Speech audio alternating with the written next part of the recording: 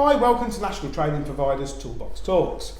This video is one in a series of Toolbox Talks available on our YouTube channel. Have a look at the others in the series along with the other free training videos covering all sorts of informative, interesting and useful information. Click like and subscribe so we can let you know when new videos are uploaded. In this Toolbox Talk I'm covering what a driver's role and responsibility is. Drivers need to be fully aware of the laws that apply to them. This video sets out details of the type of information that you need to know so you can perform your tasks efficiently and within the law. It's the employer's job to ensure that you are aware of these rules, that you obey them in the course of your work, and that you are given any training necessary. However, you've got a responsibility to ensure that you know the relevant information, so there's no escape really. All commercial drivers are responsible in law to their employers, and they also have a duty of care to society in general. You have responsibilities to ensure your employer receives the standard of work expected. On both sides, there's also a basic proposition that the parties to the contract are required to observe recognised standards of behaviour and establish limits of authority. This means that, for example, you implicitly undertake that you are reasonably skilled as a driver. You must know and observe all legal requirements relative to your work, comply with your company's rules, and are responsible for your personal appearance and conduct while maintaining frontline customer relations on behalf of your employer. So amongst the duties that you're responsible for are ensuring that the vehicle is in a fit and serviceable condition before taking it on the public road and during the journey, ensuring vehicles are not overloaded and that loads are at all times safe and secure so that danger is not likely to be caused to any person and the load is protected from theft or damage, complying with working time, driver's hours and tachograph rules, completing the necessary driver CPC periodic training in order to be able to continue driving professionally. Does your company have a rule book, a handbook? If it does, make sure you're aware of its content. A driver handbook will not only make you aware of your legal responsibilities, but also give advice on what to do in certain situations, and can also be used to stress the penalties that you may incur as a result of negligence. Ensuring vehicle and load security. Your employer should provide advice to help ensure that vehicles and loads in your care remain safe from pilferage or damage, and outline specific responsibilities with regard to the safe parking and immobilisation of your vehicle in accordance with the goods in transit insurance requirements. These are things such as anti-theft devices fitted to vehicles which must be put into operation whenever the vehicle is left unattended. Loaded vehicles being secured at night. Vehicles not being left unattended unless immobilised. And vehicles only being left in a secure vehicle park. Load safety. Employers are recommended to train drivers in loading and securing techniques on a regular basis. You should receive regular refresher training to keep techniques fresh in your mind. The Road Vehicles Construction and Use Regulations 1986 state a load must at all times be so secured or be in a position that danger is not likely to be caused to any person if the load or part of it falls from the vehicle or moves on the vehicle. In the eyes of the law, if a load falls from a vehicle, both the employer and you are liable to be prosecuted for using a vehicle with an insecure load. If a vehicle is found to have an insecure load, it's regarded as an absolute offence. The court does not require any fault to be proven in order to establish the guilt of the accused. Want to have a look at the Code of Practice entitled The Safety of Loads on Vehicles, published by the Department for Transport.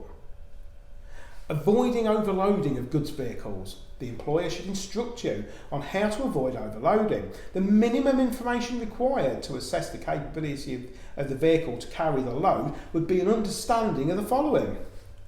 You need to know the legal maximum weight at which the vehicle, including trailer if one's to be used, can operate. You need the curbside weight of the vehicle and any trailer if required. The weight of the load to be transported. This information will allow you to make an assessment of whether the load can be carried within the legal limits without exceeding the gross vehicle weight. Bear in mind that a vehicle can still become overloaded on one axle, even though the maximum gross weight is not exceeded. And you should be instructed on how to avoid this, especially on multi-drop operations. You should also be instructed that you must observe any local weight limits on bridges or sections of road, and that all such weight limits relate to the plated maximum authorised mass of the vehicle. And it's no defence that the vehicle was empty and actually weighed less than the posted limit. Police officers, DVSA traffic examiners and officers from trading standards can all order a vehicle to be check weighed at any time. If you're requested to weigh a vehicle, it's a legal requirement to cooperate with the officer. Again, your employer and you can both be held responsible for overloading offences. Prosecutions can lead to fines of up to £5,000 per offence. Overloading offences are reported to the Traffic Area Office, and you, as well as your employer, may be called to account by the Traffic Commissioner. In worst cases, Traffic Commissioner can take disciplinary action against your vocational driving licence, as well as the company's operator licence. There are numerous other rules and regulations backed by best practice and legislation, which are covered in more detail in other Toolbox Talk videos, but let me summarise those here. You must have a good understanding of all the various rules of the road and keep up to date with changes. Employers can help in this by providing driver CPC periodic training.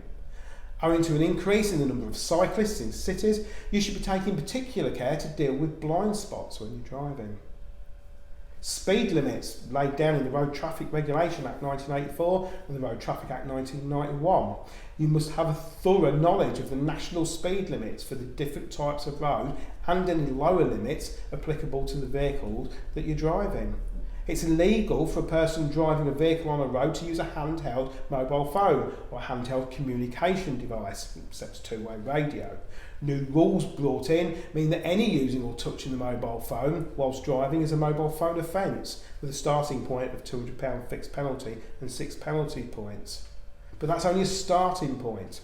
Employers may also be prosecuted if they require you to use a handheld mobile phone whilst you're driving, or if they fail to prohibit the use of handheld mobile phones while driving.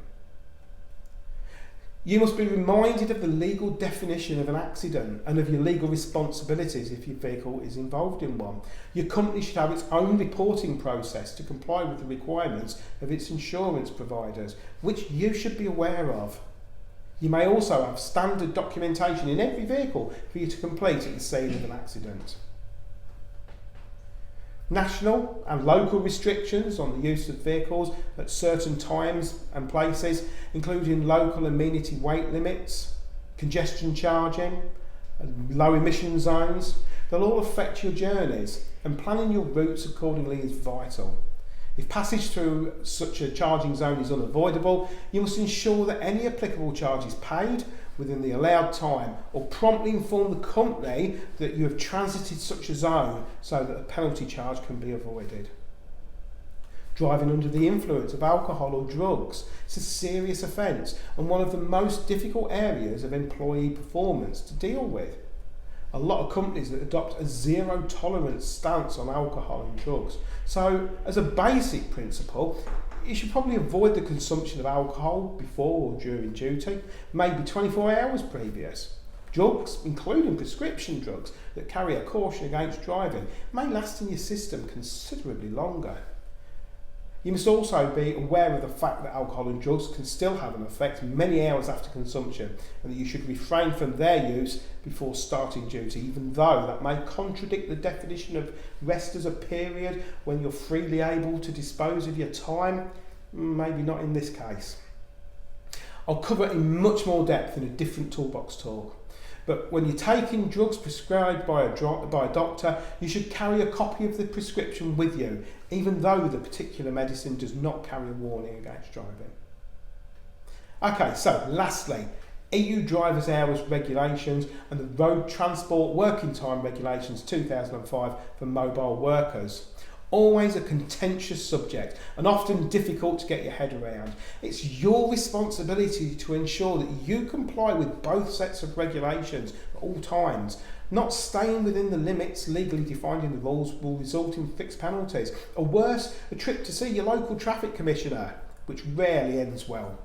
Again, intricate details are for another Toolbox talk. Thanks for watching this Toolbox talk on a driver's role and responsibility. Don't forget to click like and subscribe so we can let you know when new videos are uploaded. Check out our other free training videos, including more Toolbox talks and interesting, informative and useful videos. Thanks very much. See you soon.